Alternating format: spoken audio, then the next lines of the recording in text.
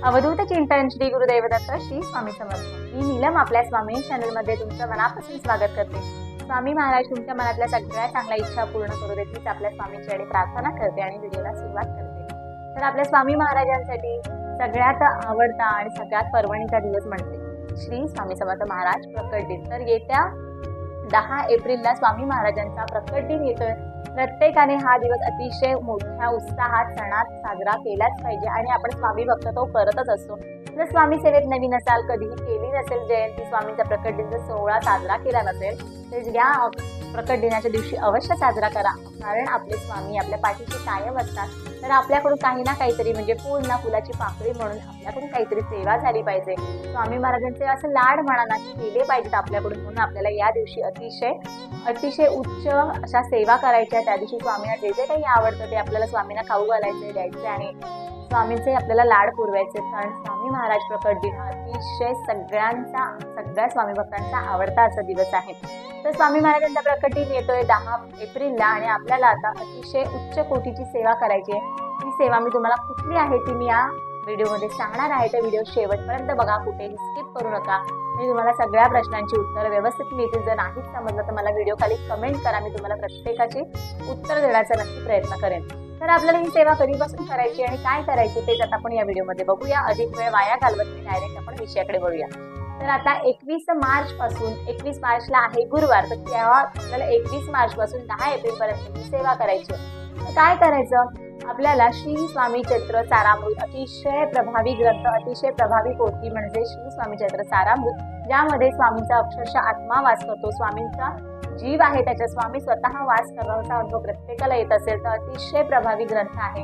तर त्याचं आपल्याला पारायण करायचंय। या ग्रंथामध्ये 21 अध्याय असतात, तर 1 ते 21 अध्याय एकाच दिवशी वाचणं म्हणजे आपलं एक पारायण पूर्ण होतं। तर आपल्याला 21 मार्च पासून या सेवेला बसायचंय। काय करायचं, सकाळी लवकर उठायचं, देवाची पूजा अर्चा वगैरे झाली की आपल्याला संकल्प करायचा। संकल्प कसा करायचा हे आपल्या प्रत्येकाला माहिती आहे, नसेल माहिती तर आपला त्याच्यावरती सुद्धा एक व्हिडिओ आहे चॅनलवरती, अवश्य जाऊन बघा की संकल्प कसा करायचा। संकल्प केल्यानंतर आपल्याला सेवेला बसायचं आहे। संकल्प केल्यानंतर तुमची जर काही इच्छा असेल तर सांगा। बघा, तुम्हाला कुठलाही शारीरिक त्रास असेल, मानसिक त्रास असेल, आजारपण असेल, अतिशय कंटाळा असेल, आजारपणाला पैशाची चणचण भासत असेल, लक्ष्मी टिकत नसेल, अभ्यासाचा काही त्रास असेल, मुलं होत नसतील, लग्न जमत नसेल, काहीही तुमची इच्छा असू दे, तुम्हाला सगळ्यात तुमची इच्छा पूर्ण करण्याचं जर तुमचं अतिशय सेवा असेल, जर कुठली तरी ही सेवा आहे तर काहीही यश येत नाहीये, सगळे मार्ग जर बंद असतील, ही सेवा अवश्य करून बघा। तुम्हाला वर्षभर तुमच्या घरात अतिशय चांगले दिवस राहतील, कारण आपल्याला ही सेवा दरवर्षी करायची आहे। स्वामी महाराज आपल्या कायम पाठीशी आहेत, असे कधीच म्हणत नाही की असंच कर तसंच कर, परंतु आपल्याकडून सुद्धा काही ना काहीतरी अध्यात्म घडलं पाहिजे, काहीतरी सेवा घडली पाहिजे, म्हणून आपल्याला ही सेवा करायची। तर आपला संकल्प झाल्यानंतर आपल्याला श्री स्वामी चरित्र सारामृताचे आपल्याला 1 ते 21 अध्याय एकाच दिवशी वाचायचे, म्हणजे आपलं एक पारायण पूर्ण होतं। असे आपण 21 मार्च पासून 10 एप्रिल पर्यंत रोज एक पारायण करणार आहोत, म्हणजे आपले 21 पारायण पूर्ण होतात। तर त्याच्यासाठीच मी तुम्हाला ही आता सेवा सांगते की तुमची 21 पारायण आपल्याला पूर्ण झालीच पाहिजे, कारण ही सेवा ती आहे आणि ही आपल्याला संकल्पयुक्त करताना सांगायचं आहे की मी श्री स्वामी चरित्र सारामृताचे रोज 1 ते 21 अध्यायाचं जी पोथी आहे ती मी रोज वाचन करेन। त्याचबरोबर आपल्याला कुठली सेवा करायची तर 11 माळ श्री स्वामी समर्थ या षडाक्षरी मंत्राचा जप करायचा आहे आणि 11 माळच करा, 1 माळ करू नका। आता आपण इतर दिवस तर नाही जमत, आपण 1 माळ करतोय ना, तर हे 21 दिवस आपण फक्त स्वामींसाठी काढले पाहिजे। जास्तीत जास्त तिकडे ते 2 तास फक्त या सेवेला लागणार आहे। मध्ये दिवसभरात तुम्ही डिवाइड करा, अगदीच एकाच जागी 2 तास बसून सेवा करा तुम्ही कधीच म्हणणार नाही, कारण आपण प्रापंचिक माणसं आहोत, काही ना काहीतरी आपल्याला काम करते असतात, लहान मुलं आहेत घरात, आपण ट्रॅव्हलिंग करतो, नोकरीला असतो, तर 2 तास काढा, परंतु असं अधेमध्ये बसा, पण सेवा पूर्ण करा। 11 माळ श्री स्वामी समर्थ महाराज जप आणि 11 वेळा आपल्याला तारक मंत्राचं सुद्धा पठण करायचं। ती एवढीच सेवा तुम्हाला 21 दिवस पूर्ण करायची आहे रोज। हाच आपल्याला संकल्प करायचे आणि सेवेला बसायचे। 11 माळ श्री स्वामी समर्थ महाराज जप, 11 वेळा तारक मंत्र आणि 1 ते 21 अध्याय स्वामी चरित्र सारामृताचे रोज 1 असं आपल्याला पठण करायचे। ही सेवा आहे आणि अतिशय उच्च कोटीची, अतिशय साधी सोपी सेवा आहे। काहीही इच्छा असू दे, अडलेली कामं होत नाहीयेत, काहीही असू दे, तुमची इच्छा नक्की पूर्ण करणार। असं नाही मी आज सेवेला बसलो आणि उद्या तुमची सेवा पूर्ण होईल। स्वामी महाराज असं नाही की बाबा आज बस तू आणि तुझं उद्या काम करेल। तुमची कर्म याच्यासाठी महत्त्वाची असतात। आपली जर कर्म चांगली असतील तर आपल्याला त्याचं फळ लवकर मिळतं। कष्ट केल्याशिवाय कुठल्याच याला फळ मिळत नाही। कष्ट करायचेच आहेत आपल्याला सेवा करायची, परंतु कष्टही नाही सोडायचे की मी बाबा फक्त सेवा करत बसतो, स्वामींचं नाव घेत बसतो आणि मला सगळं अचानक मिळेल, असं होत नाही. त्याच्यामुळे तुम्हाला कष्ट करायचेच आहेत, परंतु त्या जोडीला तुम्हाला सेवा सुद्धा करायची, जेणेकरून त्याचं फळ तुम्हाला लवकर मिळेल. तर हीच सेवा करायची. आता राहिले प्रश्न, तर काय आता आपला आता 21 दिवस, तर या ह्याच्यात आता जर तुमची डेट येऊन गेली असेल, पाळी येऊन गेली असेल, तर तुम्हाला त्याचा प्रॉब्लेमच होणार नाही. परंतु तुमची आता मासिक पाळी असेल तर ते काय करायचे 5 दिवस, तर त्या 5 दिवसात तुम्हाला या सेवेला बसायचं नाही. आता बघा, आज मी 3 दिवस अजून तुमचे आहेत म्हणून मी आज सांगते तुम्हाला. जर तुम्हाला अगदी जर तुमचं आता ठरली आहे, तर हा तर कॉमन त्रास आहे की प्रत्येकाला तारीख माहिती असते आणि या दिवसात माझी तारीख येणार आहे, तर काय करायचं. मग काय करायचं, सरळ तुम्ही उद्यापासून या सेवेला सुरुवात केली तरीही चालेल, जेणेकरून तुमचे 21 पारायण पूर्ण होतील. कारण अजून 3 दिवस बाकी आहेत. व्हिडिओ लवकर टाकलाय मी, तर 3 दिवस बाकी आहे, तर उद्यापासून सुद्धा तुम्ही हे करू शकता. असं नाही की मग गुरुवारपासूनच बसते. 21 दिवस तुम्हाला ही सेवा करायची ना. तुमचे जर 5 दिवस स्किप होणार आहेत तर तुम्ही आतापासून बसा आणि मग तुम्ही ऍडजस्ट करू शकता. असं नाही की आता रोजच एक दिवस मी वाचेल की आज एकच करते. तर मग तुमच्याकडे जर वेळ असेल, की तुम्हाला पॉसिबल होत असेल, जमणं वाचणं शक्य होत असेल, तुमच्याकडून होणार असेल, तर तुम्ही एकाच दिवशी 2, 3 कितीही पारायण करू शकता. बघा, आता आज तुम्हाला माहिती आहे की मला बाबा मला उद्या काम आलंय आणि मला बाहेर गावी जायचं, तर माझं उद्याचं वाचन नाही होणार, तर काय करा, आज जर वेळ असेल तर आजही वाचून घेतलं, आजचंही वाचा आणि उद्याचंही आज वाचा, म्हणजे तुमची ती सेवा पूर्ण होईल. बघा, 21 आहे म्हणून रोजच वाचन असा संकल्प नका करू. फक्त माझ्याकडून 21 पारायण होतील हा संकल्प करा. मग ती 21 पारायण कशी करायची ही तुमच्यावरती आहे. 21 दिवसात कशी मॅनेज करायची. सुवेळ सुतक आलं तर 12 दिवस त्याच्यात आपले काउंट होतात. तर मग अशा वेळी काय करायचं, अचानकच लागलं हे तर आपल्या हातात नाही.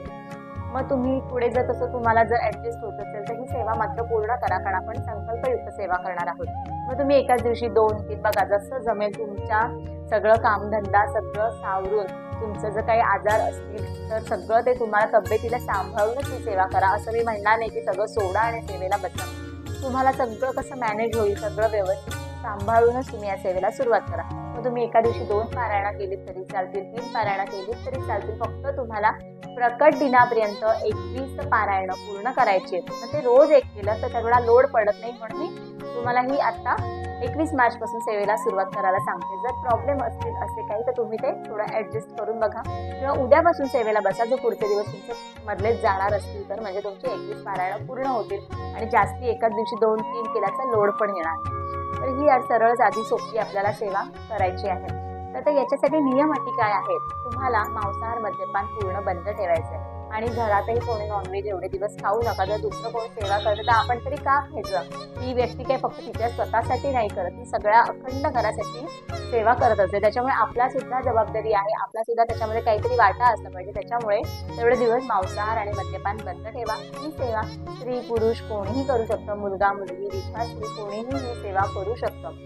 त्याचबरोबर या सेवेसाठी ब्रह्मचर्या पालन करायची गरज नाही आणि परान्न मात्र या सेवेमध्ये घ्यायचं नाही. आता तुम्ही म्हणाल मी बाहेर गावी शिकतोय किंवा मी बाहेर मेसचा डबा वगैरे असतो किंवा काही प्रॉब्लेम आहे, तर बाहेर गेलं तर लग्न समारंभ आलं किंवा कोणाचा वाढदिवस वगैरे आला, बाहेर जाऊन जेवावं लागतं, तर काय करायचं. अगदीच जर असा तुमचा प्रॉब्लेम असेल तर परान्न घ्या, पण तुमचं घरातच आहात कंटिन्यू किंवा जेवण म्हणजे तुम्ही घरातच आहात, गृहिणी आहात, कुठे बाहेर जाणं वगैरे नाहीये, तर तुम्ही परान्न घेऊ नका. कारण जे काही वाईट दोष असतात, जी काही एखाद्याची निगेटिव्हिटी असते ती अन्नामार्फत आपल्या पोटात जात असते, म्हणून परान्न घ्यायचं नसतं. परंतु अगदीच जर तुमचा नाईलाज असेल तर काय करायचं, तर गायत्री मंत्र जो आपला आहे तर त्याचं 3 वेळा आपल्याला पठण करायचं आणि मग आपण परान्न घेऊ शकतो. एवढंच आहे. बाकी याच्यासाठी काही नियम अटी नाहीयेत. स्वामींच्या कुठल्याच सेवा ज्या आहेत त्याच्यासाठी कडक नियम अटी नाहीयेत. आणि दुपारी 12 ते 12:30 हा दत्त महाराजांचा दीक्षेचा कालावधी असतो, तेव्हा फक्त आपल्याला तेवढ्या वेळात आपल्याला सेवेला बसायचं नाही. बाकी दिवसभरात तुम्ही कधीही कशीही कुठेही सेवा करू शकता.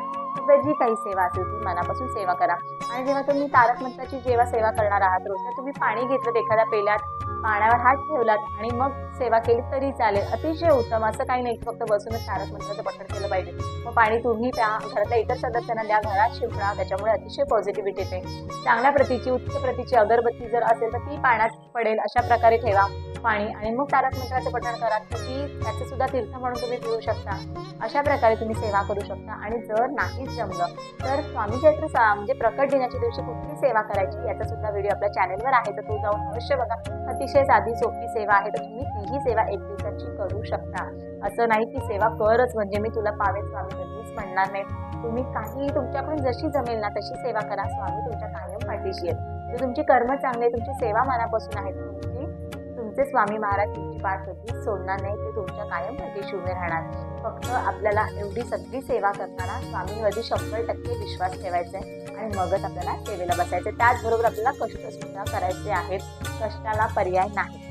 तरी फक्त एवढीच साधी सोपी सेवा आहे. तर तुमच्याकडे श्री स्वामी चरित्र सारामृताचा ग्रंथ नसेल तर लवकरच जा दिंडोरीपेठ स्वामी समर्थ केंद्रामध्ये, आपल्याकडे ही पोथी अवश्य उपलब्ध आहे. जर नसेल तर अवश्य घ्या. आणि जर नसेल जर दिंडोरीपेठ सेवा केंद्र, तर मी तुम्हाला एक दादांचा नंबर इथे कमेंट खाली देते. तुम्हाला आता इथे फ्लॅश सुद्धा होत असेल तर त्या दादांना तुम्ही व्हॉट्सअप करा, ते तुमच्यापर्यंत पोथी पोहोचवतील. परंतु ते पोस्टाचे वेगळे चार्जेस घेतात, बाकी काही वेगळे चार्ज नाही. फक्त पोथी आणि पोस्टाचे चार्जेस वेगळे होतात. जर ते तुम्हाला पॉसिबल होत असेल तर त्या दादांकडे तुम्ही पोथी मागवा. त्यांच्याकडे सगळ्या दिंडोरीपेठ सेवा केंद्राच्या ज्या ज्या पोथी आहेत त्या सगळ्या त्यांच्याकडे उपलब्ध आहेत.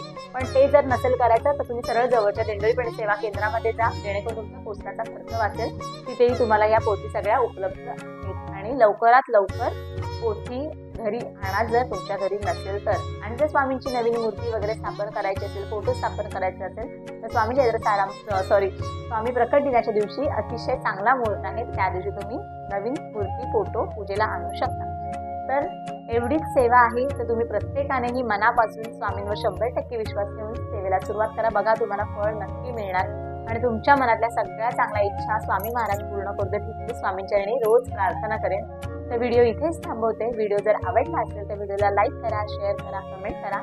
चॅनलवर जर नवीन असाल तर चॅनलला सबस्क्राईब करा. पुन्हा भेटूया अशाच एका छानशा सेवेमार्फत किंवा छानशा अनुभवामार्फत. तोपर्यंत धन्यवाद. इथेच थांबते.